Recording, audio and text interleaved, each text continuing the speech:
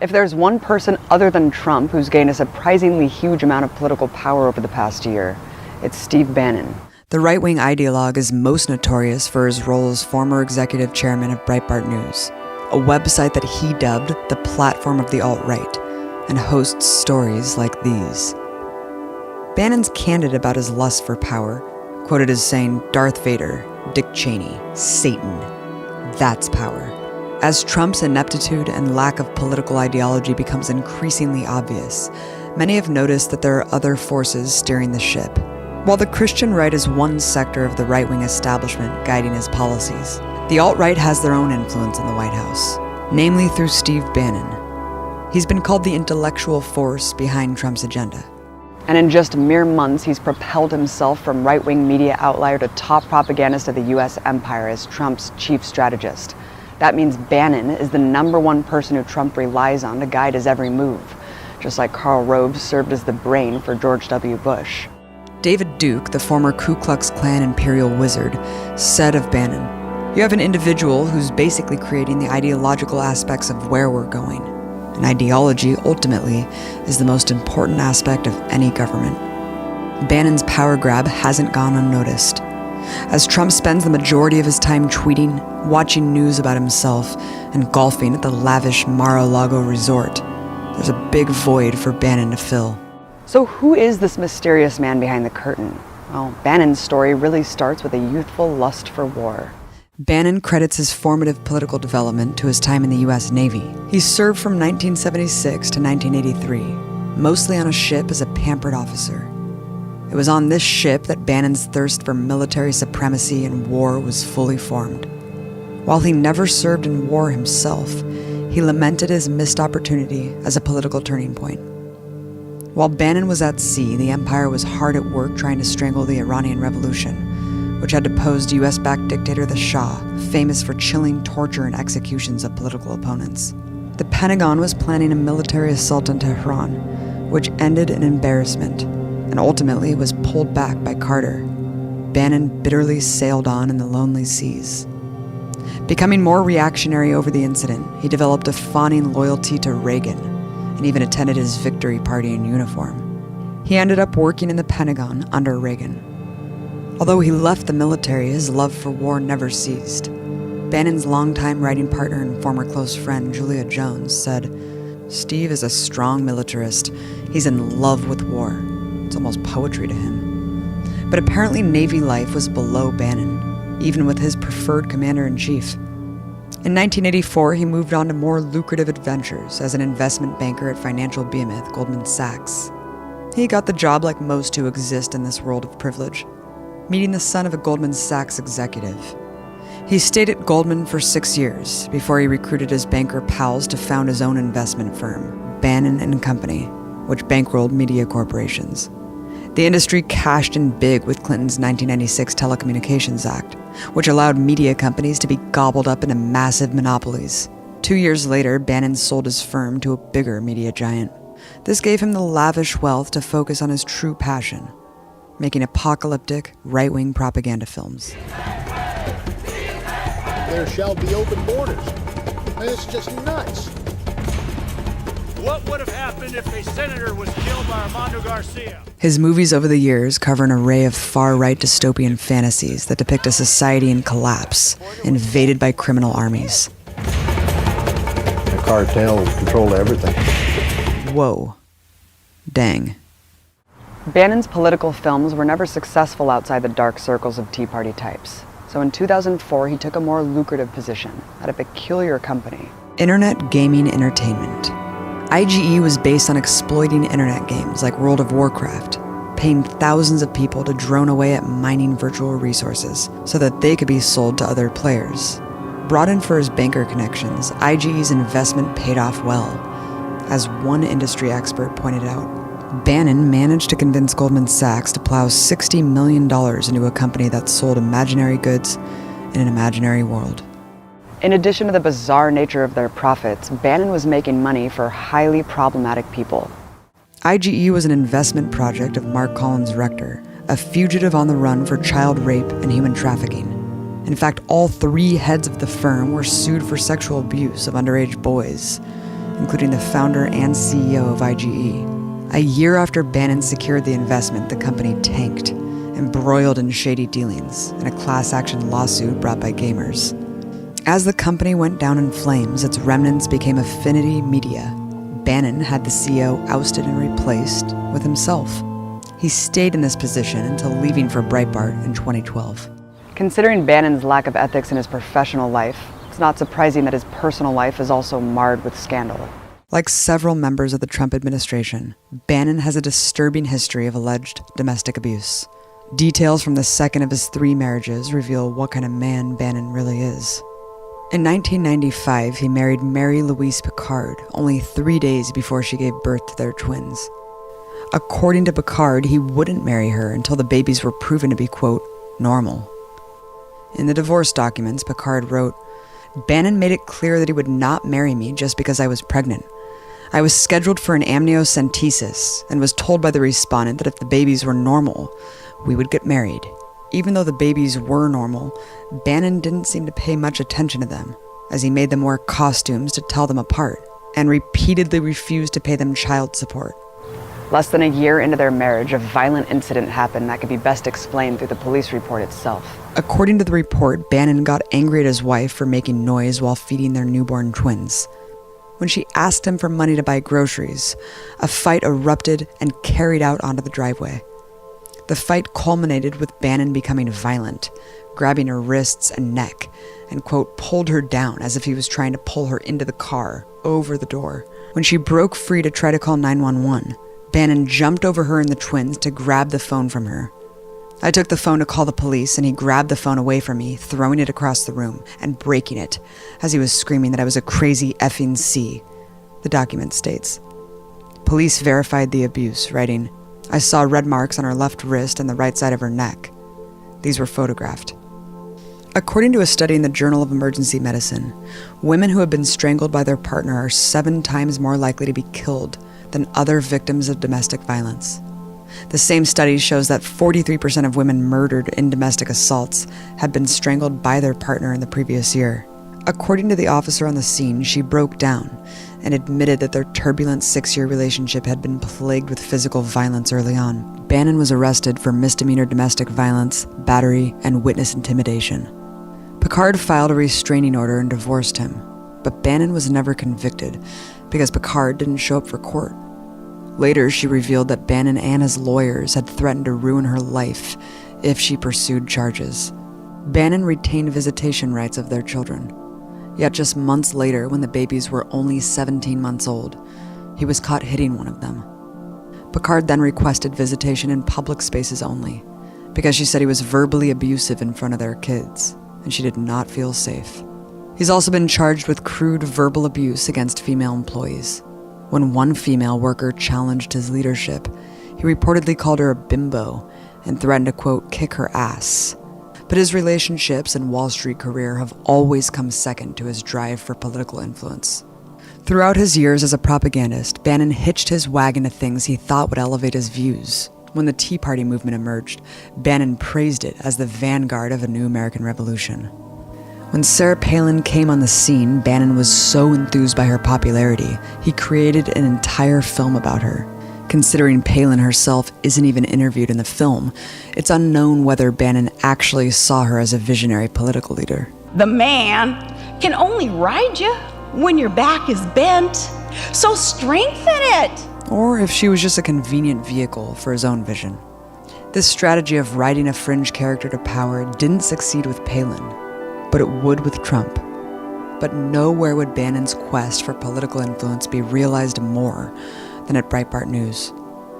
Bannon developed a friendship with Andrew Breitbart in the early 2000s through a shared love of arch reactionary media. Breitbart even had a cute nickname for Bannon, the Leni Riefenstahl of the Tea Party movement. Riefenstahl was a Nazi filmmaker known for creating some of Hitler's most iconic propaganda. The comparison was meant as a compliment. When Bannon became a protege of Andrew Breitbart, he entered into a fringe circle with enormous sway over the beliefs of millions of disparate white men. Andrew Breitbart's credited for changing the way media is consumed, helping launch huge websites like Huffington Post with good friend at the time Arianna Huffington, and of course his own website, Breitbart News. Breitbart was a protege of Matt Drudge, creator and head of the Drudge Report. He converted the power of right-wing talk radio, where ideologues had a platform for views unacceptable on TV, onto the internet. Drudge Report is an aggregate that curates a particular narrative of white male victimization. Longtime editor at Drudge, Andrew Breitbart, took this model of aggregation, but manipulated the headlines into stories that fostered a hysterical climate against progressives, women, immigrants, etc., as well as a comfortable hub for white nationalists. Along with Breitbart, the elusive Matt Drudge also handpicked Alex Jones as the next right-wing icon. While Alex Jones is treated as just a loony internet sideshow, he has a following of millions of people who take his every word as gospel. Bannon was a fitting addition to this mix. Bannon's initial role in Breitbart News was as a money bundler, again using his Wall Street connections to raise capital for their project. But by 2012, the site was going under. It was blacklisted for a hoax against a black government official, where her speech was manipulated to appear as if she had advocated violence against white people. During this time, Bannon was hard at work raising cash from right-wing millionaires to resurrect it. Then Andrew Breitbart dropped dead. Bannon promptly stepped in as CEO and relaunched the site under his leadership. In a scheme to inflate his new platform, he created the Government Accountability Institute, a right-wing think tank which issues reports like this one that attempts to validate the conspiracy theory of paid protesters. GAI's donor list shows who among the empire's ruling elite are behind Bannon. It was bankrolled by a multi-million-dollar investment from a man named Robert Mercer, dubbed one of the most influential billionaires in the world. Mercer's financed anti-Muslim ads that use the so-called Ground Zero Mosque to whip up xenophobic panic, as well as campaigns advocating the death penalty. But he's also known for something else, having the largest collection of machine guns in America. What else would a far-right billionaire spend his money on other than stockpiling an arsenal of weapons in his mansion bunker? Other top donors to Bannon's GAI are America's premier bloodthirsty, planet-destroying billionaires, the Koch brothers. But GAI had another purpose. It offered a way for these super-rich donors to essentially launder money to Breitbart without them having to deal with the fallout of doing so publicly. Hey, they're just making charitable donations to a nonprofit. Their tax-deductible donations through GAI were sent directly to pay Breitbart reporters' salaries, which is illegal. Though Breitbart News had always been a medium for extreme right-wing forces, Bannon took it even further down that path. While he remains more tight-lipped in public about the true nature of his beliefs, Bannon used the site as a vehicle to promote his most incendiary views. According to one former Breitbart writer, Bannon ran the site and controlled the content as a dictator, making sure his guests and contributors all fell in line with his own ideological outlook. Among the voices Bannon often highlighted on Breitbart are Pamela Geller, America's most prominent anti-Muslim bigot, Michael Flynn, Trump's short-lived national security advisor who says Islam is a cancer, and washed-up hate peddler Milo Yiannopoulos. Entire sections of Breitbart are dedicated to sensationalizing distorted facts about minority groups to whip up and justify hatred of Muslims and people of color.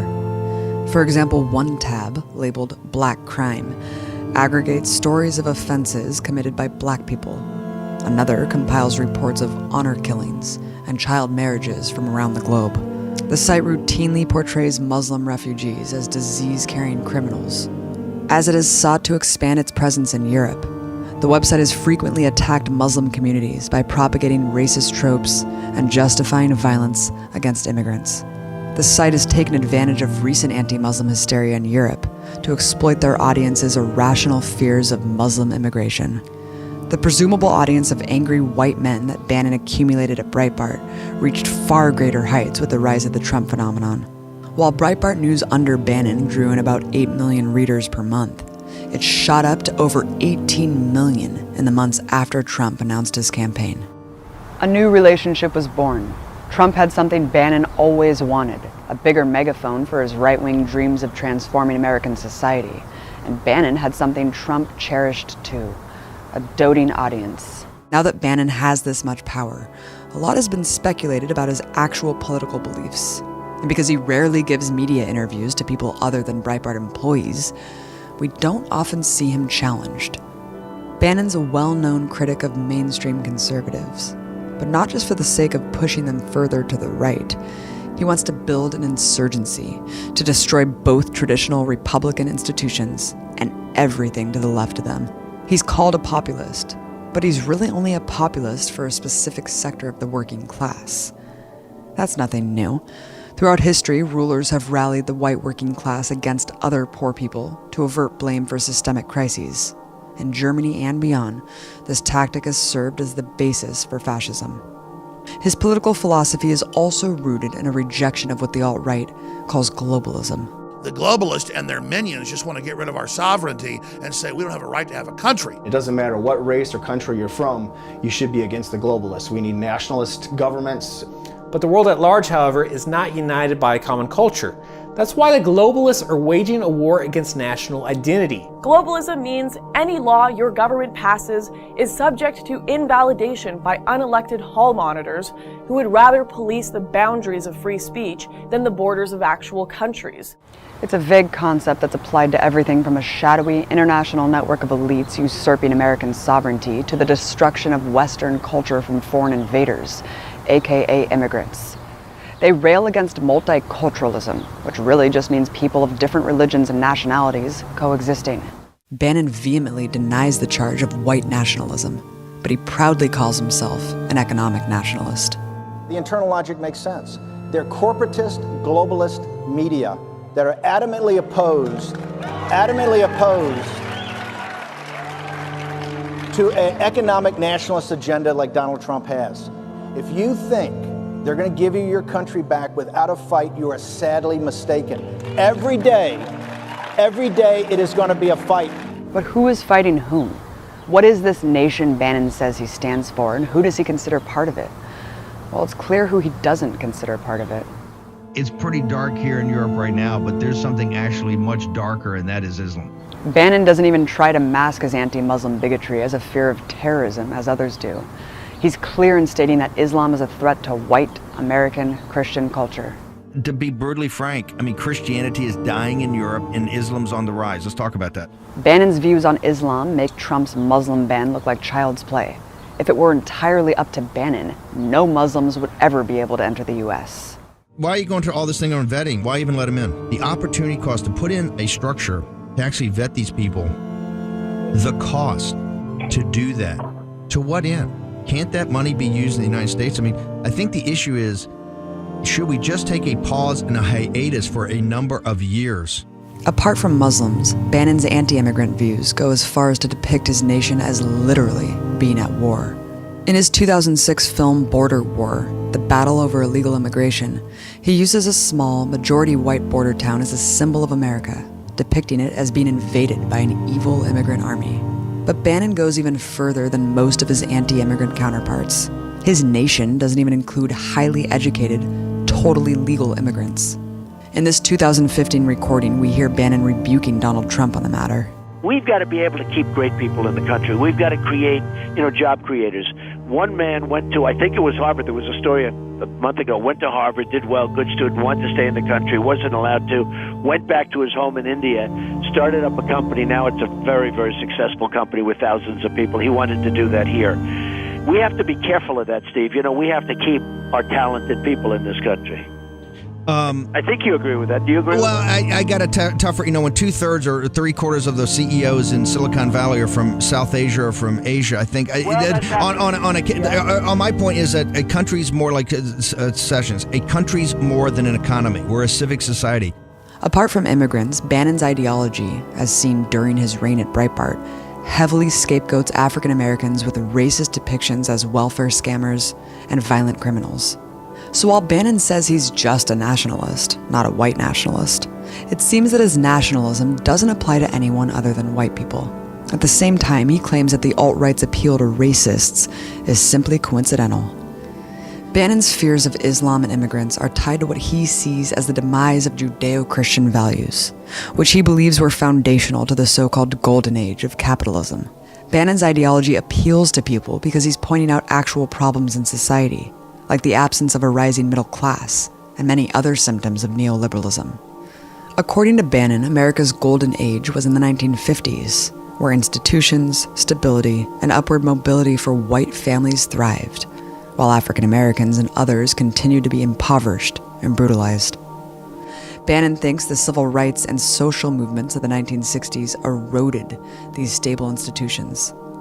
Without them functioning as they did before, Bannon thinks, corporate greed was able to run wild. Big government and big business schemed together against the interests of small businesses, favoring instead globalization and free trade agreements. The problem is that the globalists gutted the American working class and created a middle class in Asia, Bannon says. Though Bannon's story about the economy does contain some kernels of truth, he demonizes those hurt most by these policies. He even blames the 2008 financial crisis on the civil rights movement and anti-racist movements. As his 2010 film Generation Zero explains, white Americans have been in a position where they constantly have to prove that they are not racist. It is that phenomenon of white guilt is what pressures people in the government to say things like, everybody has a right to a house. This hatred of progressive movements was accentuated in Bannon's 2012 film, Occupy Unmasked, which became the main propaganda piece smearing the movement. With Breitbart News, he often discredited organic mass protests as manufactured fronts for either communists, Democrats, or George Soros. With the decline of the capitalism that made America great, Bannon curmudgeonly blames millennials, their secularism and pop culture, as having, quote, sapped the West of its strength to defend its Judeo-Christian ideals. He even blames this for the rise of ISIS. Bannon's economic agenda and his racism go hand in hand. His economic nationalism dissolves any semblance of minority rights, as they are all under a dominant zeitgeist of Judeo-Christian values and a distinctly American, really white, cultural identity.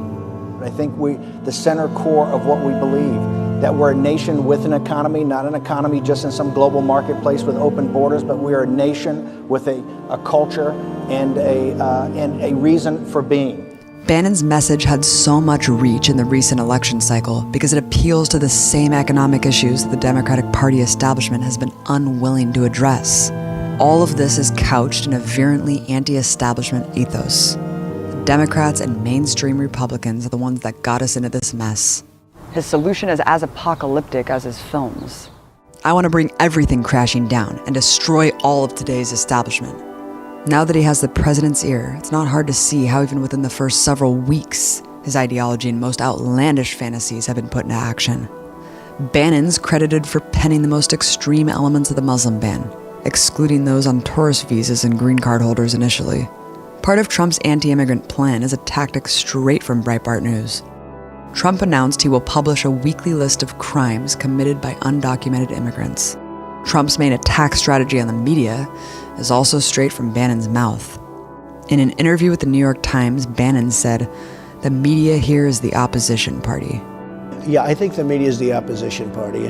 You are fake news. Perhaps the biggest danger of Bannon's power and influence in the White House is leading a march to his first love, war. You have an expansionist Islam and you have an expansionist China, right? They are motivated, they're arrogant, they're on the march, and they think the Judeo-Christian West is on the retreat. Last March, Bannon boasted that there is no doubt the U.S. will be going to war in the South China Sea in the next 5 to 10 years. In January, a Chinese government official wrote that a war within the president's term, or war breaking out tonight, are not just slogans. They're becoming a practical reality. The danger of a war with China is just one terrifying scenario we face under Bannon's guidance. With a myriad of generals and politicians hoping to push Trump into new wars with Iran, North Korea, China, Iraq again, Syria, etc., Bannon could be the deciding factor. For Trump, with so many loathsome establishment figures in his ear, Bannon is the trusted companion to tell him whether or not to listen. While Bannon may likely just be using Trump to advance his own agenda, there is a whole extremist group of the empire's elites who are using Bannon to advance theirs. While it's imperative to fight every member of the Trump administration, we need to understand the ideology behind their policies in order to best defeat them. That demands we expose figures like Steve Bannon and the entire system that subjects us to the will of such repugnant individuals. The fact that someone like Steve Bannon could attain such a high seat of power shows how illegitimate the system really is, how quickly steps toward progress can be reversed. The Democrats, who are beholden to their own corporate interests and advocate the same racist wars, cannot be trusted to lead any real opposition. The real resistance will come from what Bannon fears the most, a united, multicultural, progressive movement in the streets.